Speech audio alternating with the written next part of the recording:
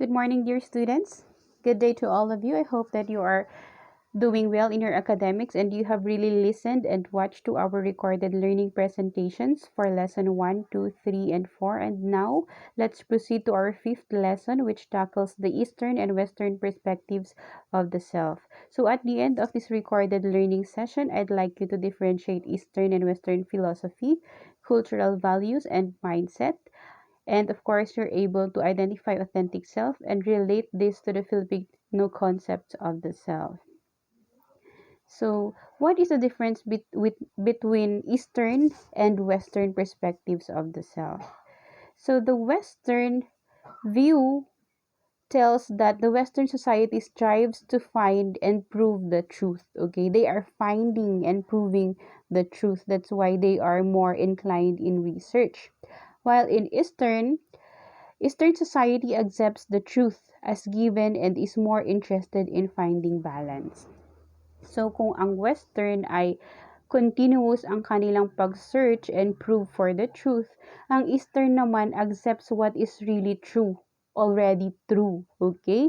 And they are more inclined in finding balance because of the search truth.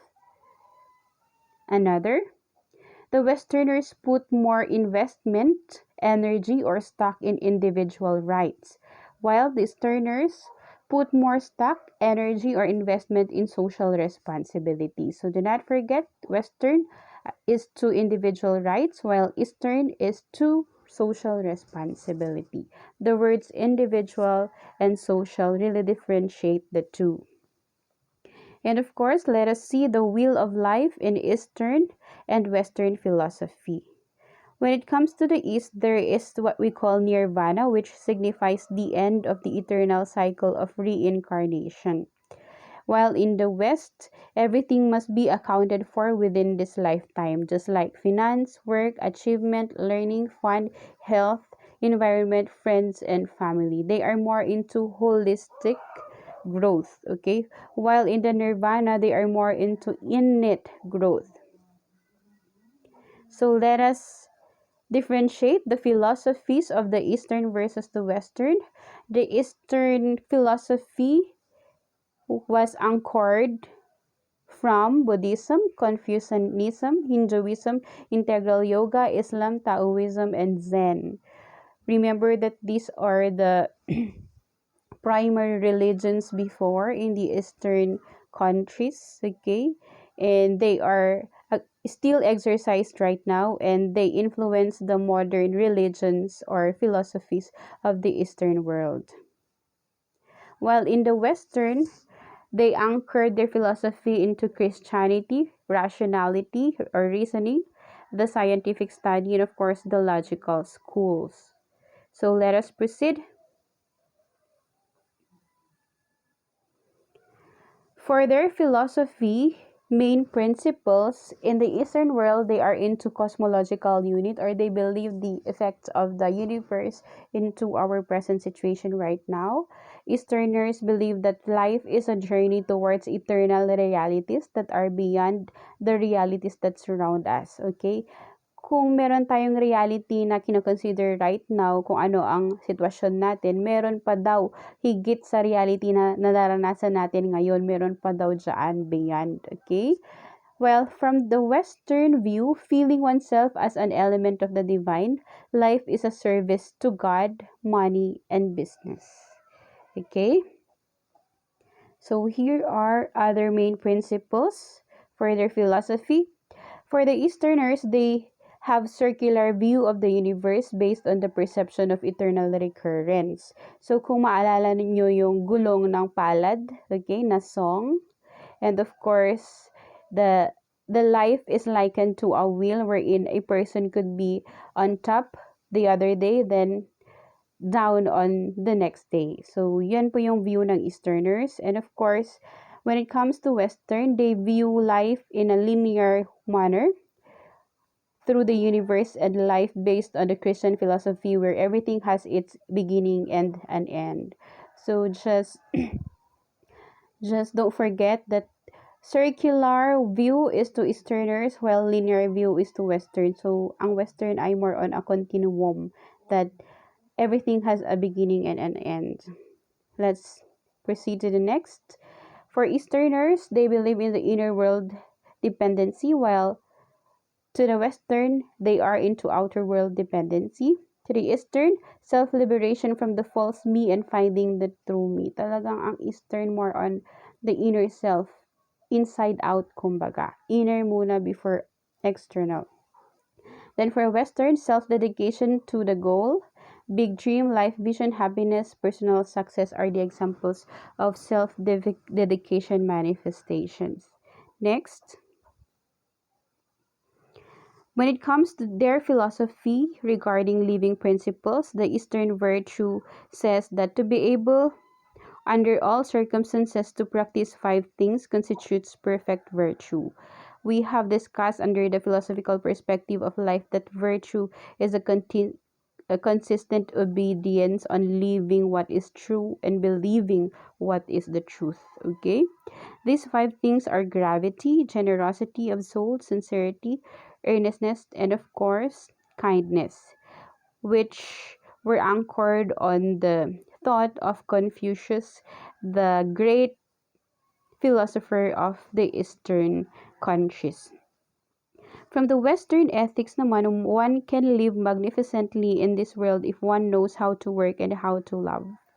Okay, that is from Leo Tolstoy, a very significant person who contributed much to the literature of the Western world. Next, still on on their philosophy on living principles, to the Eastern virtue, be satisfied with whatever you have and enjoy the same. When you come to know that you have everything and you are not short of anything, then the whole world will be yours. Okay, that is, of course, explained in one word: the contentment, or when you feel content at whatever you have right now, and you'll maximize and make use of it as a means for you to be happy. While in the Western, well, in the Western ethics, they focus on refraining from doing ill for one all powerful reason, lest our children should copy our misdeeds. We are all prone to imitate whatever is base and depraved. So that is also explained in one word, which is of course, modeling, the essence of modeling. So for the Eastern virtue, of course, contentment, while the Western ethics, it is, of course, modeling. Another, still on the living principles philosophy, for the Easterners, the thought manifests as the world manifests as the deed develops into habit, and habit hardens into character. So watch the thought and its ways with care, and let it spring from love born out of concern for all beings, which is according to Buddhism. Okay, so an example of which is yung sinasabi natin na be careful on what we think, because what we think could be uttered by our tongue, and be careful with what our lips could utter, because it could also affect our actions, and be careful with our actions because our actions could be our habit, and our habit could be our way of life already. Okay, so it comes with a thought. Remember what Rene Descartes, the cogito ergo sum, I think therefore I am. It says really that mind is very powerful as a contributory factor on what behavior do we manifest. Okay, let's proceed to the Western ethics. There is no real excellence in all this world which can be separated from right living. So right living is primordial towards excellence for the Westerners. Next, let us see their philosophy on the concept of me. For the Easterners, eternal reality of the universal truth is the self-liberation through getting rid of the false me and discovering the true me. Because I've said a while ago, the Easterners are more prone into self-discovery, discovering the true us through inner contemplation, reflection, and insights. Okay? For the Westerners, the me is the here and now. The true me in every human being is a part of the divine that need to become apparent or obvious, okay? Or manifested should be. true me is given and doesn't have to be cognizable. Okay. Yung me is here and now, hindi yung past, sabi ng Westerners. And of course, yung me ay nakikita at hindi lang siya na nalalaman through thinking or perception. Dapat nakikita siya. That is for the Westerners. So when it comes with their philosophy, with the relationship with religion, of course, Easterners are more into integration or the holistic development of our relationship with the transcendent being, while for the Westerners, they are more into opposition. Okay. Next, let us view their philosophy when it comes to search for absolute truth. The Easterners view the absolute truth as a holistic approach where all events in the universe are interconnected. Okay, so kung anong nangyayari with the stars, with your zodiac sign, they affect your life right now. Okay? So, searching inside yourself is by becoming a part of the universe through meditation and right living. So, I've uttered a while ago the contemplation, reflection, and here we are again for meditation. Ayan. And the Easterners do not neglect as well the essence of right living. Let us see what Westerners could say. They are more focused on individual events and the role of the person. Okay? And of course, they are searching outside oneself through research and analysis. Kaya naman, from the Western world where the research, scientific research emerges and they are more they have more tendency to, of course, prioritize research. For example, in the American Psychological Association, they have lots of divisions wherein each division have tasked for research. That research should be continuous because it is through this research and analysis that we can only find the truth. Another, for the Easterners, though though he should live 100 years not seeing the truth sublime, yet better indeed is the single day's life of one who sees the truth sublime, from the Buddhism concept as well. It says here that mas mabuti pa ang isa na very neophyte sa isang aspeto ng kanyang buhay, or mas mabuti pa ang isa na very young pero nalaman niya ang katotohanan kaysa yung isang matanda, okay, na hindi pa nalalaman ang katotohanan dahil sa close-mindedness. Okay, that's another explanation for this.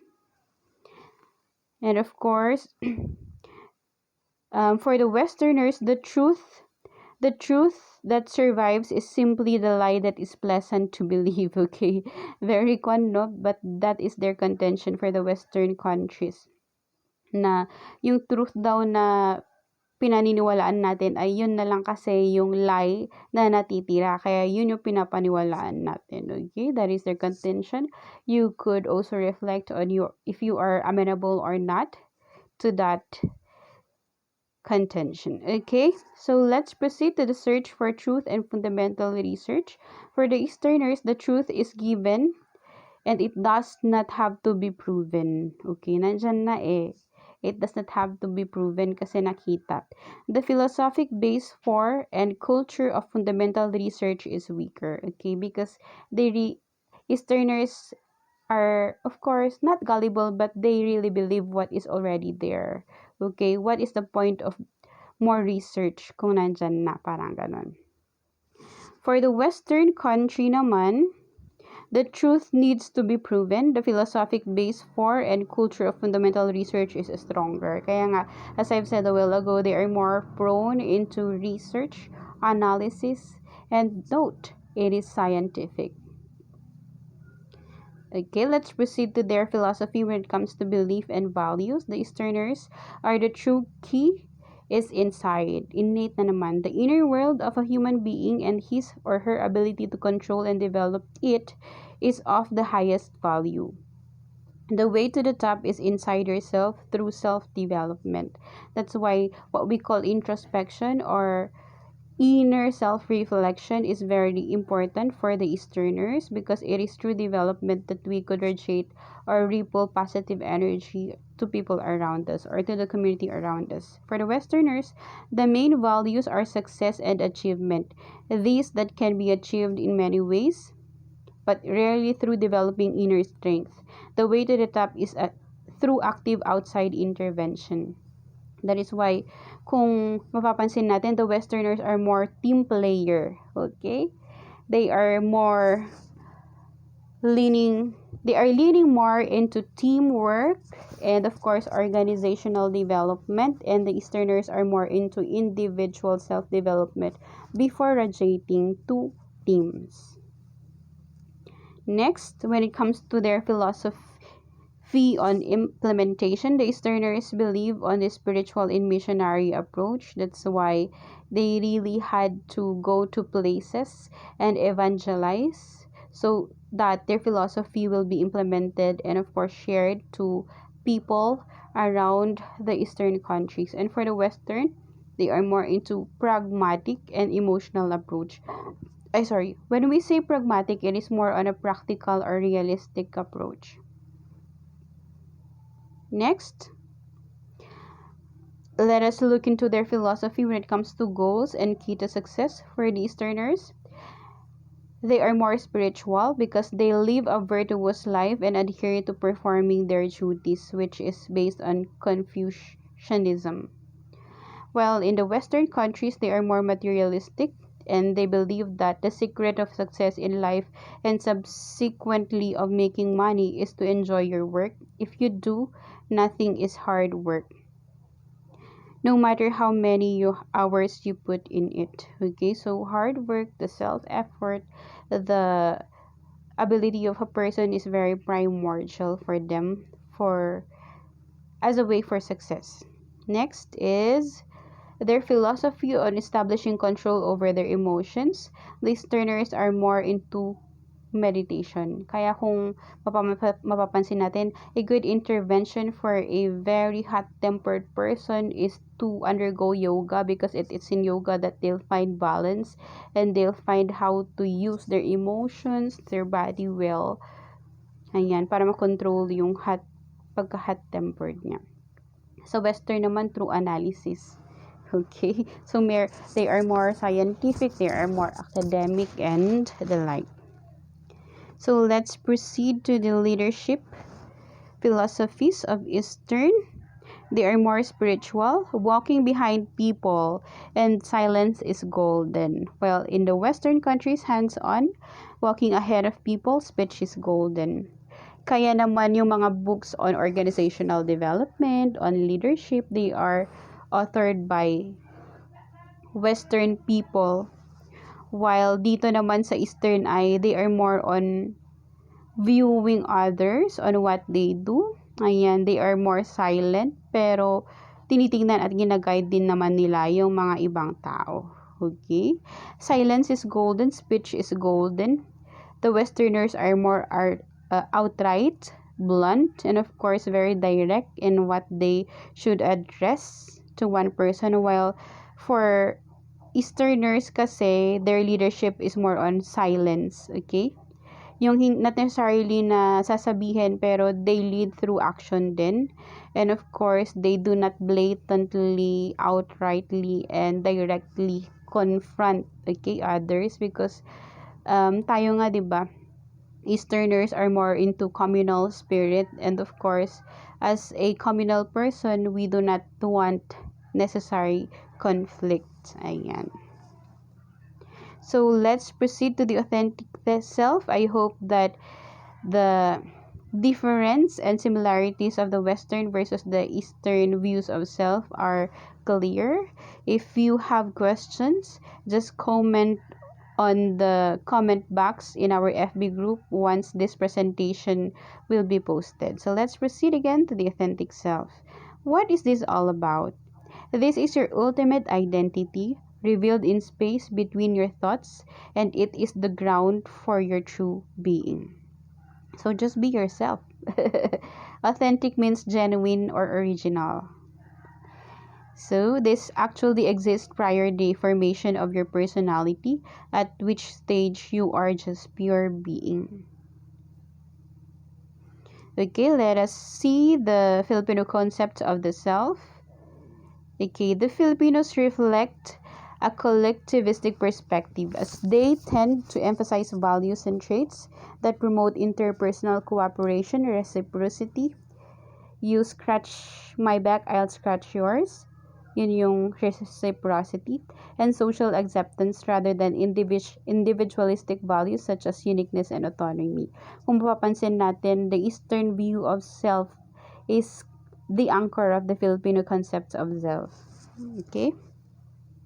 So here are some Filipino traits and characteristics. First, hospitality. Yes, we are known for this, that we would prepare food. For example, here in Ifugao, I like the hospitality of Ifugaos because we are not restricted when it comes to eating food. Ayan, they really present their unique delicacies.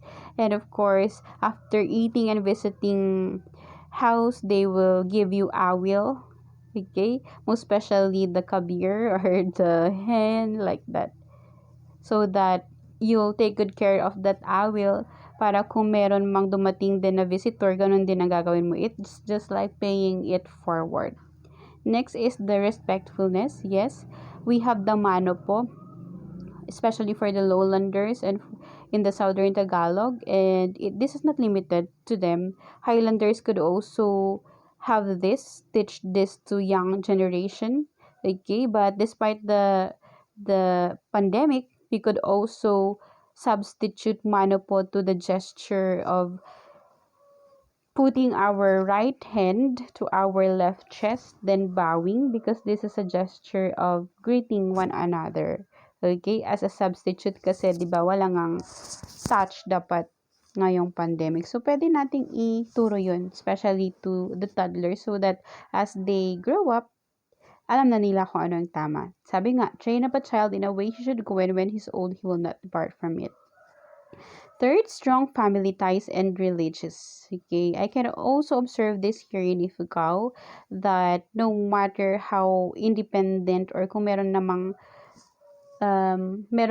own family ang isang tao, welcome at welcome pa rin siya sa family house nila. Okay, kahit doon tumira, kasi extended family ties ang mas prone or mas common dito sa Ifugao. But it doesn't mean that it's a taboo if you get independent and have your own house. No, as long as you are still there and willing and able to help your family. Okay, that's also a communal spirit.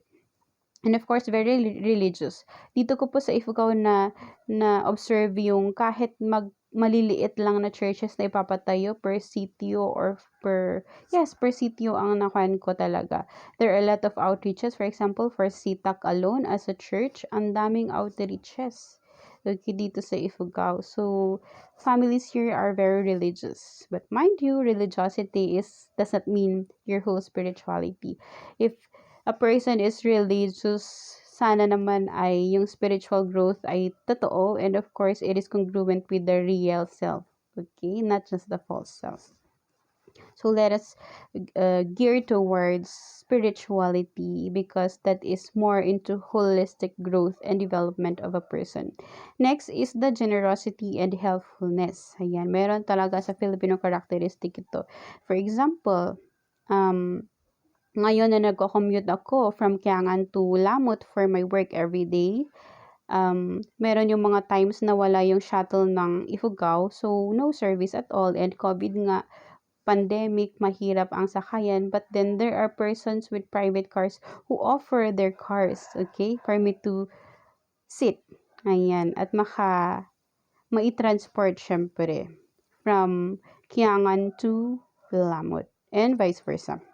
And of course, very helpful then.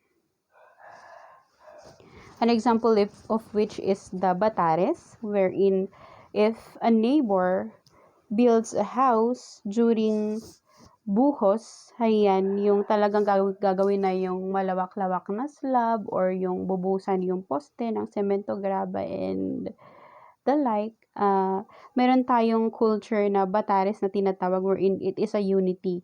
the community people will work, ayan, so that the buhos will be completed, and of course, pakakainin mo lang, hindi mo sila saswelduhan. So that's badangan, unity kumbaga. And of course, we are also hardworking. Are you amenable to this, students? Are you hardworking right now? Okay.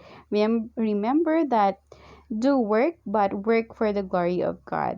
And of course, glorify Him at the end of the day for your success in all your subjects. I hope so, because it is through Him that will remain humble, in glorifying Him that will be steadfast. Next, we are loving and caring. Are you amenable to this? Or if it goes caring, are you loving? Okay. Remember that everything is learned. Okay. There is what we call 5 love languages. Okay. You could search on that. You could learn on that. And of course, how to show what a person wants. Okay, how to love a person differently through his love language, kasi hindi po tayo pare-pareho ng love language. Okay?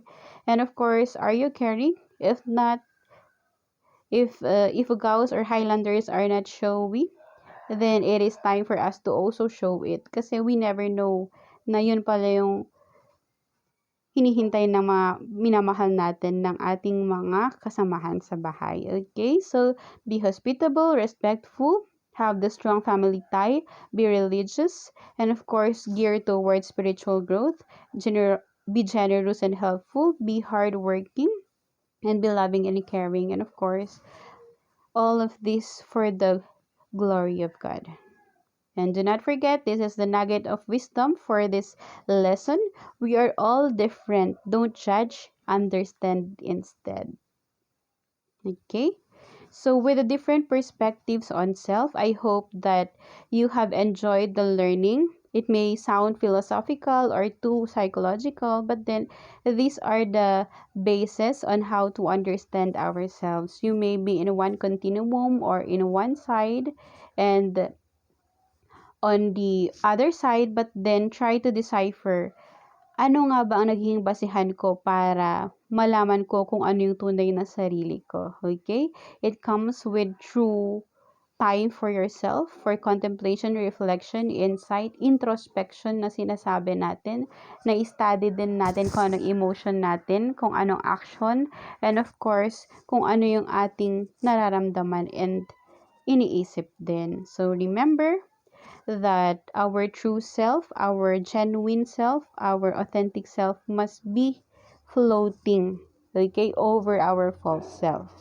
And of course, our ideal self must be congruent with our real self so that there will be no conflicts. We'll avoid conflicts as well.